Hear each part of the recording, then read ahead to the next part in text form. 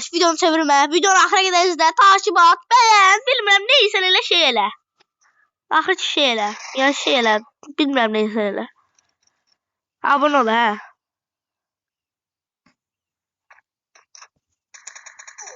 Blit. Bu nasıl idi? Ses geldi. Ona bakıram məhvurlar Allah'ım olsun. Nasıl ses o? Allah bilir. Hop onun için unuldum ben. Oy böyle oyun 1.49. Part 5'e kadar oldu. Gedəcəm indi dostum ilə futbola. Saat 4'də futbol var stadion. Şimdi futbol gedirəm. Gedəcəm dostum ilə. Saat 4'də başlayacaq. İndidən gedirəm. Biraz oynayacağım.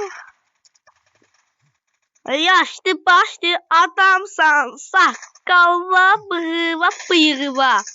Dikkat elə, aç kəlləsinə. Ay böyle.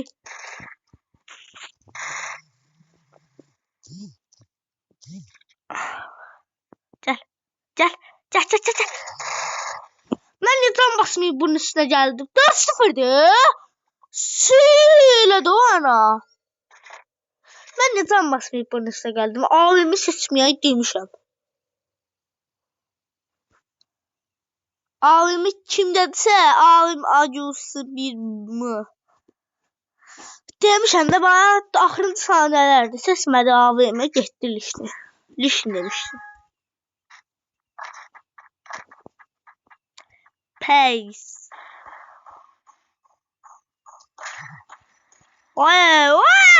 Uy da havada.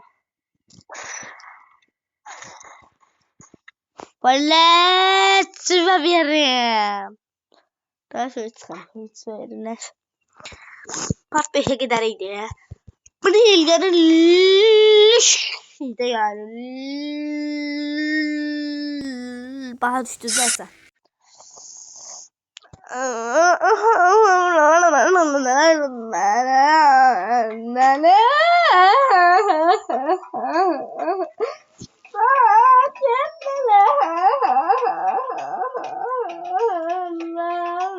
Neyse 3 dakika tamam oldu, sağ ol.